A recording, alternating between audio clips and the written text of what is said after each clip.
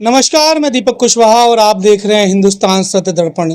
इस समय मौजूद हूँ नोएडा सेक्टर 10 में और आज हमारे साथ वार्ता करने के लिए मौजूद हैं social activist doctor Phoolchand Yadav जी।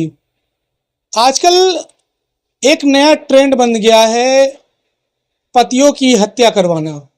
अभी ट्रेंडिंग में एक न्यूज चल रही है जिसमें सोनम रघुवंशी द्वारा अपने पति की हत्या की प्लानिंग शादी के तीसरे दिन ही कर दी जाती है और वो शख्स जो शादी करता है, 7 फेरे लेता है, सोचता है मैं अपनी पत्नी को कितनी खुशी दूंगा।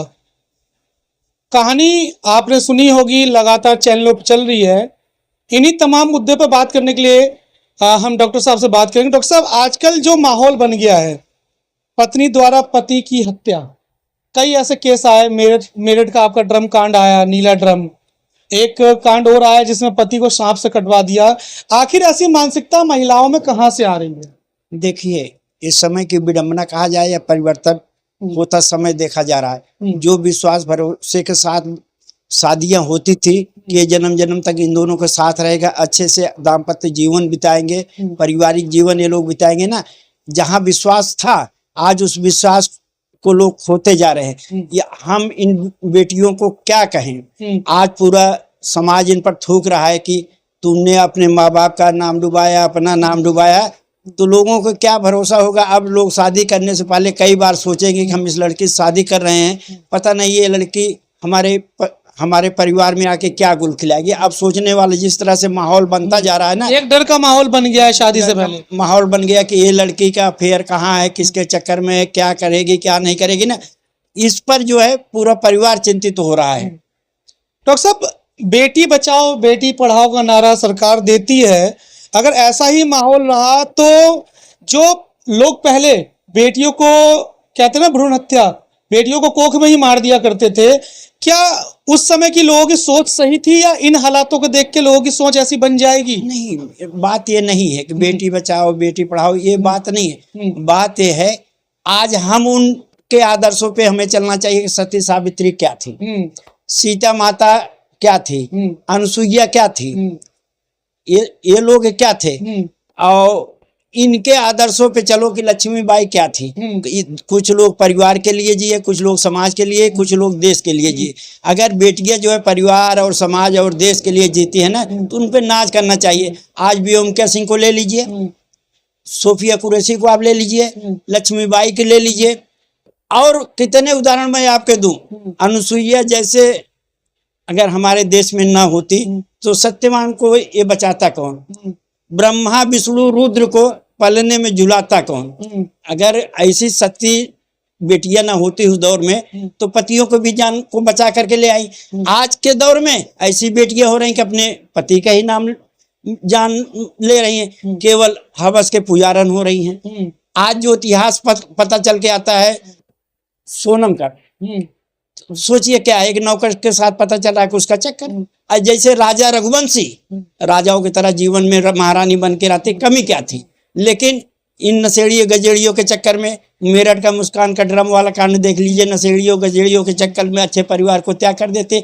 पता नहीं इनके अंदर कितनी हवस आ गई। मैं तो बेटियों से कहूँगा नमक रोटी खा लेना, रूखा सूखा खा लेना, अपने सतीत्व को बचा के रखना कि तुम्हारा नाम तुम्हारे परिवार का, तुम्हारे समाज का सबसे बढ़िया बन करके रहेगा। जरा से तुम्हारी गलती जिंदगी भर के लिए रोना हो जाएगा। एक गलती माता सीता से भी हुई थी, एक ही गलती की जिंदगी भर के लिए रोना हो पड़ गया।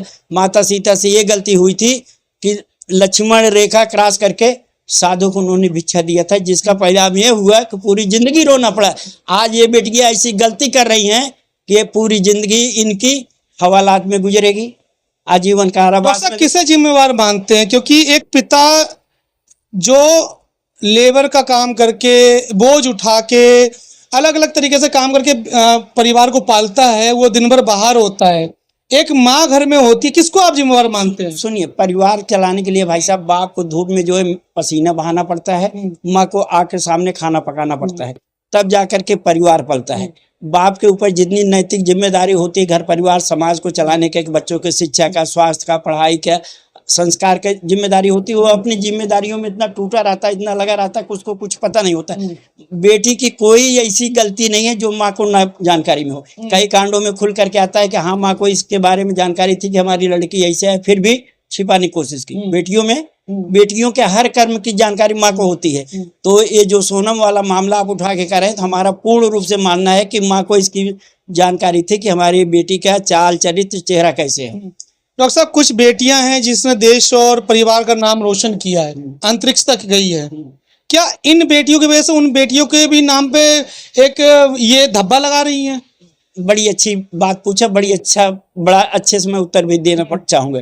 जिम्मेदारियों का बोझ परिवार पे पड़ा तो ऑटो रिक्शा ट्रेन को चलाने लगी बेटियां, साहस के साथ अंतरिक्ष तक भेज डाला। सुना है कि वायुयान भी चलाने लगी बेटियां, और कितने उदाहरण ढूंढ करके लाऊं। हर एक क्षेत्र में शक्ति आजमाने लगी बेटियां। सुना है वीर की शहादत पे अर्थी को कंधा देके अब शमशान तक जाने लगी बेटियां।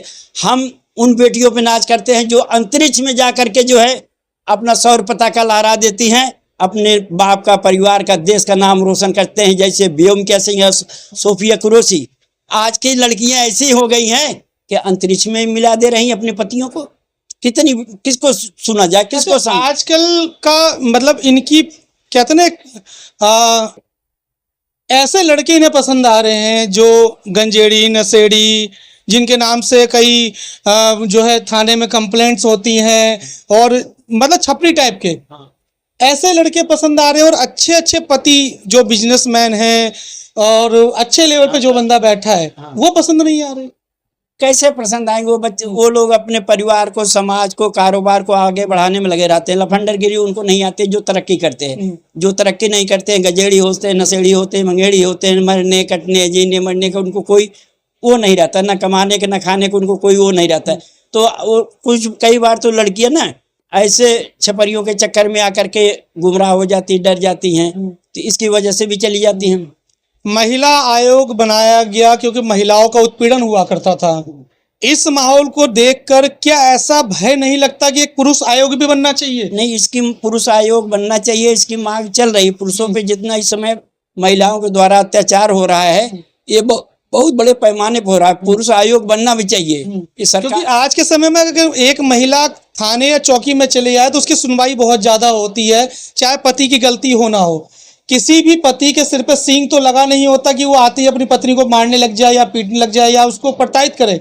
कुछ ना कुछ तो बातें रहती होंगी डॉक्टर साहब। पति तक ही बात नहीं है। अगर कोई महिला या लड़की जा रही है या आपसे कुछ संबंध है, थोड़े बहुत बातचीत करना, अगर झूठे आक्षेप लगा देना तो सरकार उठा के उसे पहले बंद कर देती है। आदमी सोचता है यार मेरा तो धन भी गया, धर्म भी गया, इज्जत भी गया, मान सम्मान, इससे हाथ बिनती जोड़ करके ले दे कर किसी तरह से छुटकारा पाओ।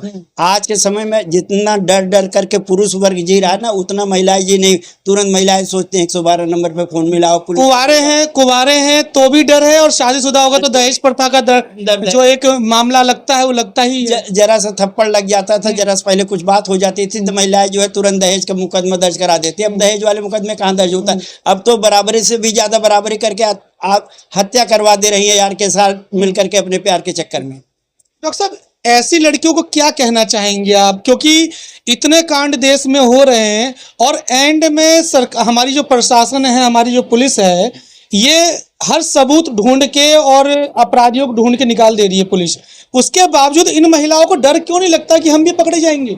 देखिए दीपक जी, पुलिस निकाल दे रही, अपराधी जो अपराध बड़े पैमाने पर होता है। आप इस बात का भी गौर करें कि कितने अपराध जो है थाने में दर्ज नहीं हो पाते हैं।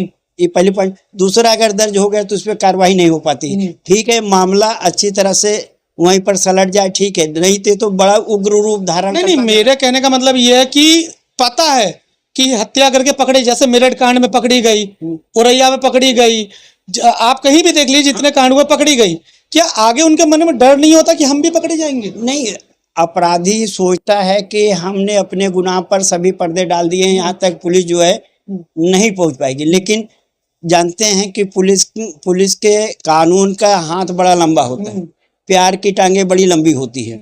पुलिस के हाथ, कानून के हाथ अगर लंबे होते तो प्यार की टांगे भी बड़ी लंबी होती। ये आप सोचिए कि सोनम प्यार की टांगे थी, जाकर के 2200 किलोमीटर चली गई, मेघालय ले गई। सीमा हैदर का प्यार की टांगे रही जो 5222 आ गई ना। ये सब में प्यार की टांगे बड़ी लंबी होती है, लेकिन कानून का हाथ भी बड़ा लंबा होता है। जब भी अपराध करेंगे प्यार की टांगे काट करके अंधा कानून उनको सही कर देगा। डॉक्टर साहब, लव मैरिज या अरेंज मैरिज आने वाले समय में क्या लगता है, क्या बेटर होगा? ये समाज का, समय का, धर्म का एक बिगड़ता स्वरूप होता जा रहा है। लोग भय युक्त होते जा रहे हैं, क्योंकि अरेंज मैरिज में तो हत्याएं हो रही हैं, लव मैरिज लड़कियों को उतनी चिंता नहीं है। लड़कियों के बाप को जो चिंता हो रही है कि हमारी लड़की बड़ी है, शादी हमें करना है, किस तरह होगा ना, माँ बाप को इसकी ज्यादा चिंता है। पिता को तो ज्यादा ये सब घिनौने कारण सुन करके, कर्म के कारण सुन करके ना, सबको बड़ी चिंता होगी। आप जानते होंगे जब लड़का बड़ा हो जाता है तो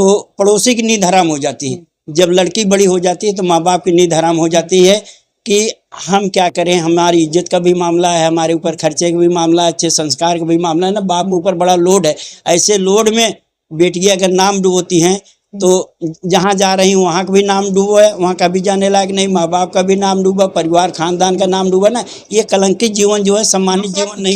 क्या एक आप अवेयरनेस मैसेज देना चाहेंगे उन, मतलब लड़कियों को संदेश देना चाहेंगे, और उन माँ बाप को क्या संदेश देना चाहेंगे जिनको पता होता है मेरी बेटी की गलती है, उसके बावजूद किसी की जिंदगी बर्बाद करने के लिए थोप दी जाती है? नहीं, ये पता होता है, लेकिन जो बोझ बेटियां माँ बाप के ऊपर होती है वो बोझ और कुछ भी नहीं होता। सब चाहते हैं आसानी से इज्जत के साथ अपनी बेटियों को। क्या संदेश देना चाहेंगे कि आगे ऐसा ना हो सके? देखो, मेरा तो करबद्ध प्रार्थना है, अनुरोध सभी से है, अगर लड़कियों का कोई अफेयर है जिसमें उनकी शादी की बात चले तो साफ साफ बता दे कि हमें आप पसंद नहीं हैं, हम दूसरी जगह शादी कर लेंगे।